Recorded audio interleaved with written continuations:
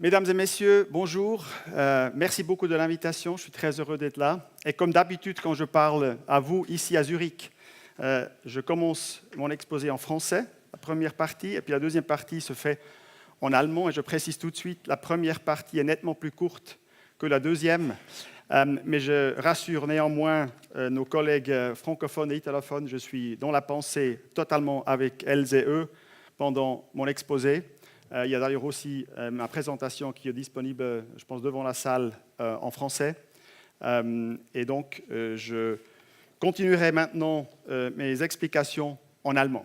Sehr geehrte Damen und Herren, wir haben ja traditionellerweise... Mesdames et messieurs, traditionnellement, nous pouvons nous adresser à vous lors de cet événement et je pense que c'est quelque chose de très important.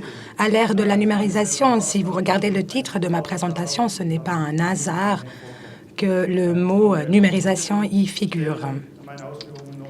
Je vais encore revenir là-dessus lors de ma présentation.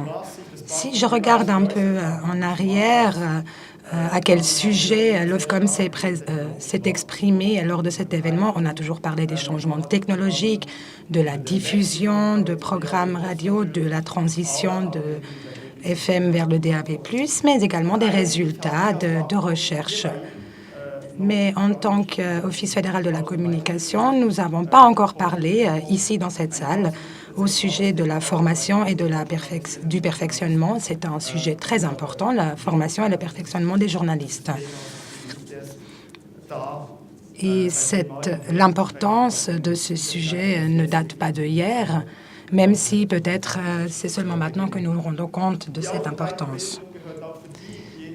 La formation et le perfectionnement font également partie de vos obligations si vous jouissez d'une concession. Sinon, si vous ne formez pas des journalistes, vous ne pouvez pas remplir votre mandat de concession. Et bien sûr, le perfectionnement de vos journalistes est également lié à la qualité de vos programmes. Dans les minutes à suivre, j'aimerais vous parler de nos mesures de soutien à la formation dans le domaine des médias électroniques.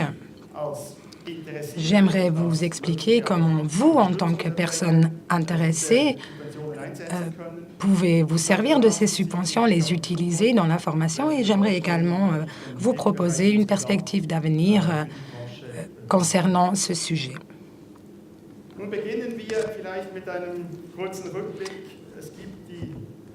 Tout d'abord, petite rétrospective. Le soutien à la formation et au perfectionnement est fixé depuis 1991. Depuis 2006, c'est également financé par les caisses fédérales.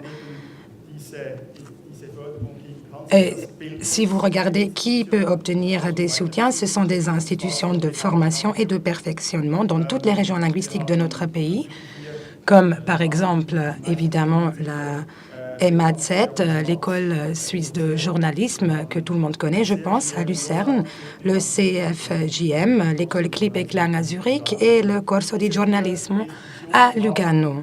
Ces quatre institutions ont 1 million de francs suisses à disposition pour la formation et le perfectionnement de leurs employés. 210 000 pour Clip and Klang, Corso di Giornalismo 250 000. Ensuite, il y a d'autres mandats qui ont été donnés au Conseil suisse de la presse pour la formation multimédia ou pour des cours d'éthique journalistique. C'est donc une somme assez importante que nous mettons à disposition et que nous dépensons également. Et de ce million, nous utilisons également des fonds pour les diffuseurs de programmes, que ce soit des radios, les télévisions ou dans le domaine en ligne. Donc, tout le monde peut en profiter, également les radios sous concession et les télévisions sous concession. Et je pense que c'est la base de notre stock financier concernant la formation et le perfectionnement dans votre branche. Comme vous le savez, la LRTV a été partiellement révisée. Elle est entrée en vigueur. Et donc, depuis l'année dernière, en plus de ce million, nous avons 1 million de francs suisses supplémentaires à notre disposition. Nous avions en effet des excédents provenant des redevances de réception et le Parlement a décidé de se servir de ces excédents pour investir dans la formation et le perfectionnement. Vous le voyez à l'écran, presque tout le monde peut déposer une demande. Ce sont d'une part les radios locales et télévisions régionales financées par la redevance, les institutions de formation et de perfectionnement, les institutions organisations proches du journalisme et aussi les organisateurs de colloques qui peuvent faire une demande.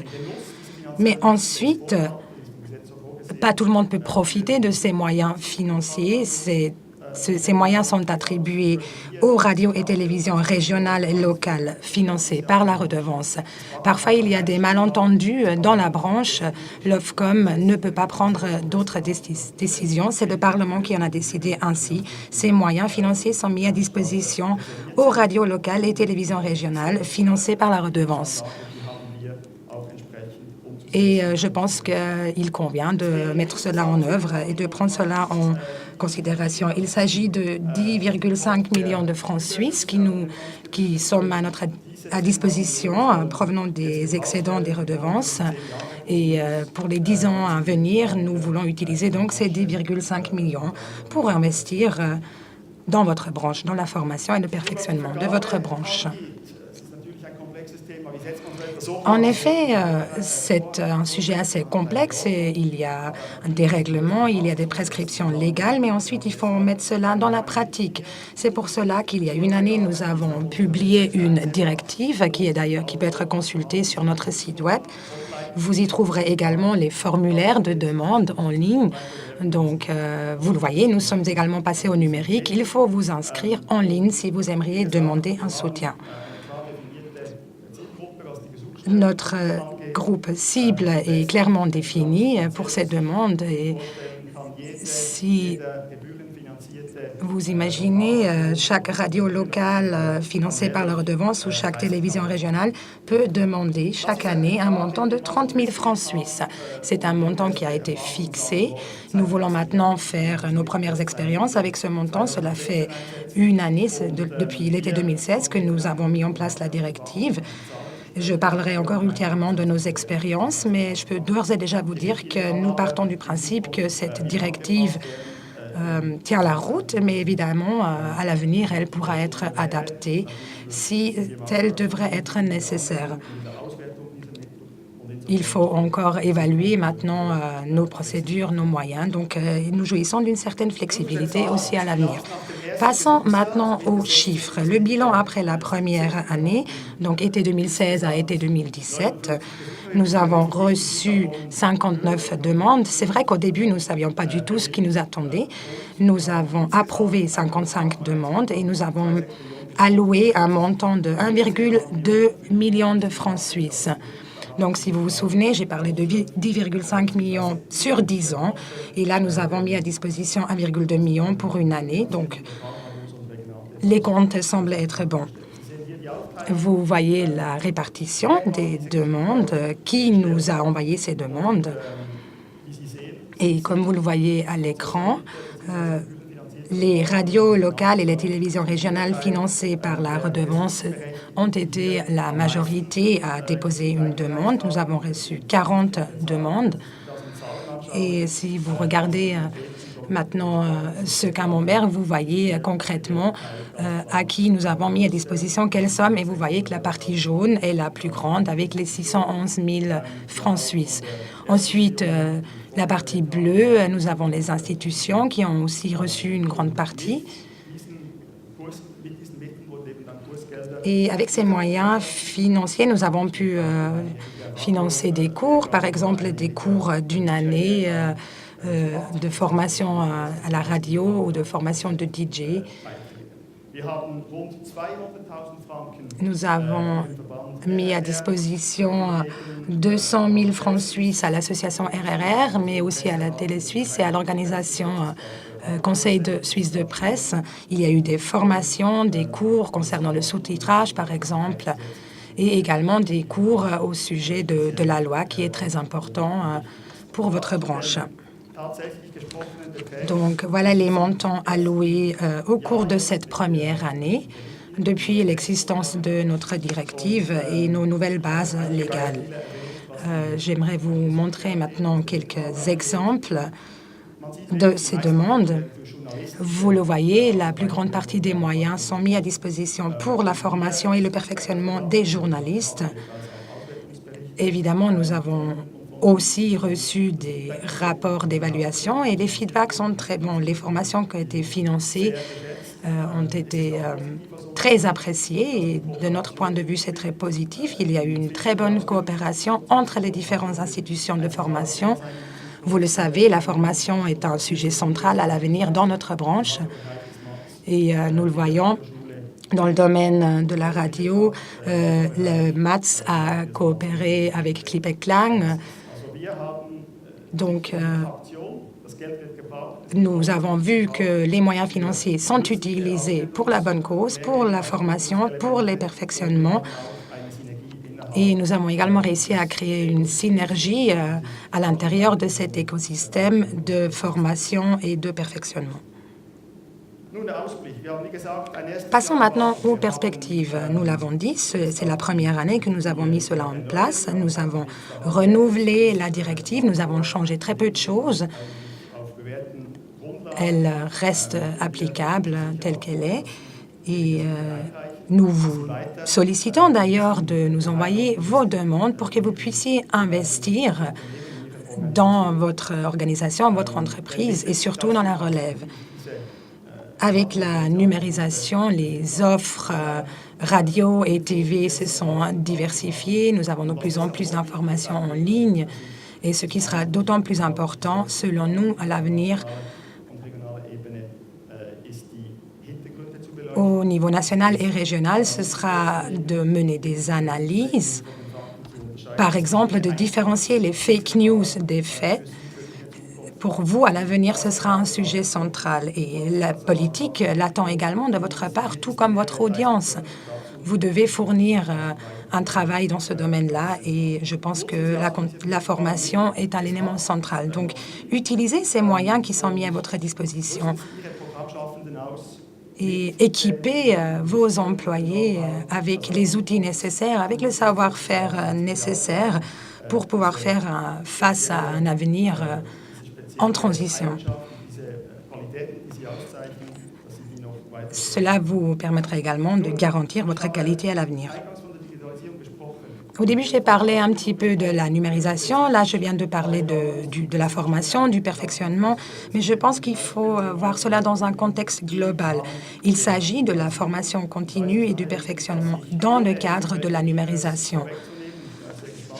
Donc, je suis curieux de découvrir les présentations de cet après-midi, mais j'aimerais encore parler de cette affiche, la radio déménage, cap sur le DAB+. De mon point de vue, la numérisation dans la radio est une histoire à succès pour l'instant et ce succès a pu être réalisé et c'est quelque chose d'important aussi en comparaison avec les autres pays. Et je pense que la branche mérite une certaine reconnaissance. Vous travaillez tous pour un même objectif. Et bien sûr, nous vous soutenons. L'Ofcom vous soutient où il peut pour justement parler la voix au DAB+. Nous avons financé des coûts de diffusion. Plus de 14 millions de francs suisses ont été mis à disposition aux radios privées pour la diffusion sur DAB+. Nous menons également des campagnes d'information. Vous le savez peut-être, nous avons une campagne maintenant à l'Ofcom et je suis convaincue qu'avec toutes ces bases, nous pourrons écrire l'histoire à succès du DAB+, et que ces sujets dont nous parlons aujourd'hui feront partie du passé dans quelques années. Donc, vous êtes des pionniers dans cette numérisation, dans cette transition. Mais bien sûr, la numérisation ne s'arrête pas là. Il ne s'agit pas seulement de la diffusion.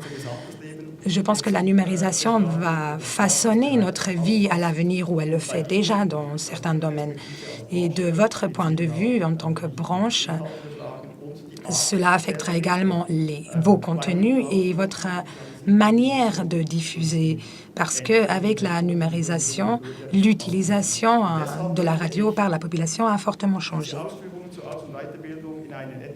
Et c'est pour cela que j'aimerais voir la formation continue dans un contexte plus large. Vous le voyez à l'écran, la stratégie suisse numérique, c'est une stratégie du Conseil fédéral. Et si l'on regarde ce que vous faites ou ce que vous devez faire quand vous avez un mandat public, alors une chose est claire, la radio est un facteur essentiel pour une société informée et démocratique en Suisse. La population suisse doit pouvoir se former une opinion de manière indépendante, doit pouvoir participer à la vie politique dans une démocratie directe comme nous la connaissons. Et ce sont donc vos objectifs, pour vous les radios, mais ce sont également les objectifs du Conseil fédéral, comme il l'a mentionné dans la stratégie suisse numérique et dans son plan d'action. Récemment, dans les médias, il a été dit que la Confédération était assez passive dans le domaine de la numérisation. Donc, je viens de vous parler de ce que nous faisons pour la formation, le perfectionnement. Je vous ai parlé de ce que nous faisons au niveau du DAB+. Et je pense qu'aujourd'hui, ici, c'est le bon lieu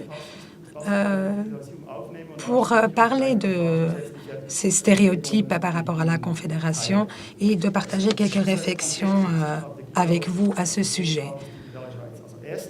Premièrement, cette stratégie existe bel et bien. Pour toutes celles et tous ceux qui ne le savent pas encore, cette stratégie existe. Elle a été approuvée le 20 avril 2016. Elle a été présentée par le président de la Confédération de l'époque, ensemble avec Madame Leutard du DTEC. Donc, c'est une stratégie très, très large qui englobe tout ce qui concerne la numérisation dans notre pays. Et le premier objectif, c'est d'aiguiser la conscience dans le pays. Aujourd'hui, il n'y a pas encore un mouvement de la population, si on veut, vers la numérisation. Parce qu'il y a un phénomène énorme qui concerne tout le monde dans le monde, mais nous nous concentrons sur la Suisse et nous voulons que la Suisse puisse saisir ses chances. Donc, il faut aiguiser la conscience de toutes les personnes impliquées. Et apparemment, nous ne sommes pas encore prêts. Beaucoup de gens pensent que nous sommes trop passifs. Certaines personnes disent qu'on n'a pas besoin d'avoir une telle stratégie. Ça n'a rien à voir avec la Confédération. Les radios s'en sortiront elles-mêmes. Mais là, je pense que la Confédération est convaincue que nous avons besoin d'une telle stratégie. C'est une forme de contrat avec toutes les parties impliquées. Donc, ce n'est pas une construction fixe, c'est une construction qui peut encore être adaptée. Et cela s'exprime aussi dans des actions très claires. Nous disposons d'un plan d'action, stratégie suisse numérique. La Confédération planifie ses actions, ses mesures et essaye de les mettre en réseau pour créer une bonne interaction. Et il y a aussi des plans d'action privés. Il y a de nombreuses organisations, des branches, etc., qui ont mis en place leur propre plan d'action. Et ça, c'est un des objectifs de cette stratégie. La Confédération ne peut pas vous dire qu'est-ce que c'est la numérisation. Elle ne le sait pas toujours non plus. Mais il y a beaucoup de savoir-faire qui existe déjà. Il y a un grand potentiel et il s'agit maintenant de l'exploiter. Et je pense que c'est un des points essentiels de la stratégie. À l'avenir, il y aura de plus en plus d'analyses, par exemple la politique de données. Nous sommes tout au début d'une politique de données. Nous avons toujours parlé de la protection des données, mais nous n'avons pas encore assez parlé de la valeur ajoutée des données. Nous le voyons quand nous regardons Google, par exemple, mais chez nous, nous avons laissé ce sujet un peu à la traîne. Et sans cette stratégie, nous ne pourrons pas y arriver. Il en va de même pour l'économie politique. Il y a une grande analyse de la Confédération concernant l'économie politique de notre pays en lien avec la numérisation. Et nous sommes plein d'entrain maintenant lorsqu'il s'agit de mettre en œuvre de mesures concrètes, que ce soit à la Confédération ou des privés. Nous savons maintenant ce que nous faisons sous l'aspect de la numérisation, surtout si nous voulons avoir du succès à l'avenir. Si je pense à notre domaine, les médias, je pense que la loi sur les médias électroniques, ce sera un défi à relever, où il faut créer des bases dans un environnement qui ne cesse de changer. Nous menons également des tests numériques. Qu'en est-il des réglementations actuelles? Sont-elles encore d'actualité ou faudra-t-il les adapter à l'avenir? Et avant tout, quand je vous dis que cette stratégie vit, il y a toujours une interaction, beaucoup plus aujourd'hui qu'il y a une année ou deux, avec les parties impliquées. Ce n'est pas seulement à cause de la stratégie. Nous aimerons maintenant essayer de créer une structure globale basée sur une interaction et en identifiant la ligne directrice. Je pense qu'on ne parle jamais assez de ce que l'on fait. Donc, c'est toujours bien de le répéter, de tout ce qui existe, ce que nous faisons. Je pense que la communication ne connaît pas de limite à ce sujet-là. Et mon troisième point concernant cette stratégie, la formation et le perfectionnement seront un élément clé pour notre pays, tout comme pour les autres. Si nous voulons profiter de cette numérisation, si nous voulons profiter plus que d'autres, nous savons que la Suisse est un pays d'innovateurs, nous disposons des bonnes institutions, des bonnes infrastructures, mais nous avons besoin d'un mindset et les formations dont nous disposons aujourd'hui devront être adaptées. À l'époque, on pouvait faire une formation un peu quand on voulait. Moi, je suis juriste, par exemple. À 40 ans, je pouvais avoir mon propre cabinet d'avocat, mais je pense qu'à l'avenir, ce ne sera plus le cas. Et c'est pour cela que le perfectionnement, la formation sont extrêmement importants. Il faut être ouvert et il faut se dire, voilà, je dois me développer si je veux être paré pour l'avenir. Donc, ça, il faut en être conscient. Il y a déjà eu des analyses à ce sujet-là. Vous le savez peut-être, avant la pause d'été, le Conseil fédéral s'est exprimé au sujet de la formation et de la recherche. Et à l'automne, il va d'ailleurs décider des moyens à mettre à disposition. Le quatrième point que je souhaite aborder. Il existe un dialogue, il existe une interaction entre les parties impliquées. Et c'est surtout dans ce dialogue que vous, les personnes présentes aujourd'hui, peuvent contribuer en mettant en réseau les parties impliquées, en utilisant de nouvelles méthodes, un nouveau savoir-faire, des méthodes que nous n'avions pas dans le passé. Si vous vous mettez ensemble avec les parties impliquées pour parler de la numérisation, vous pouvez utiliser les compétences disponibles. Et ensuite, toujours porter un regard critique. Si vous dites que la Confédération est trop passive, alors vous pouvez faire des propositions. Qu'est-ce qu'il faut faire mieux? Qu'est-ce qu'il faudrait changer? Je pense que là, ces années à venir, nous allons être confrontés à beaucoup de changements. Il y a des grands défis à relever et nous avons aussi d'autres tâches à accomplir. Donc, pour tirer un bilan intermédiaire, aujourd'hui, je ne peux pas le faire. Nous avons besoin de toutes les parties impliquées. Le 20 novembre, il y aura une conférence nationale à Bienne sur la Suisse numérique. C'est une conférence organisée par la Confédération. Il y aura toutes les branches confondues, les autorités, la politique, l'économie, la science, la population. Et ensemble, avec toutes ces parties impliquées, nous voulons essayer de dresser un bilan intermédiaire. Quelle est la situation de la Suisse fin 2017? Qu'est-ce que la stratégie nous a apporté? Quelles seront les conditions cadres à l'avenir? Quelles sont les attentes envers la Confédération en tant que leader dans cette nouvelle stratégie numérique? C'est pour nous comme un start-up, c'est la première fois que nous organisons un tel événement et nous espérons que ce bilan intermédiaire nous permettra d'avoir des inputs concrets pour la Confédération pour pouvoir mener à bien cette stratégie les années à venir. On parle toujours de stratégie, mais en fait, à la fin, ce sont des conditions cadres pour la Suisse pour pouvoir vous en sortir dans cette ère de la numérisation. Et le dernier point que je souhaite aborder concernant cette stratégie, c'est un appel à vous, à toutes les personnes présentes. Vous êtes les pionniers dans cette numérisation. Vous êtes une branche qui prend en sérieux le domaine de la formation et du perfectionnement. Vous voulez aussi mobiliser vos ressources Alors, ma demande, c'est que vous, en tant que branche de la radio, que vous nous soutenez aussi dans ces démarches pour que la numérisation soit un succès pour toutes et tous et pour que la formation et le perfectionnement puissent nous permettre de faire le pas vers l'avenir de la numérisation. Je vous remercie de votre attention.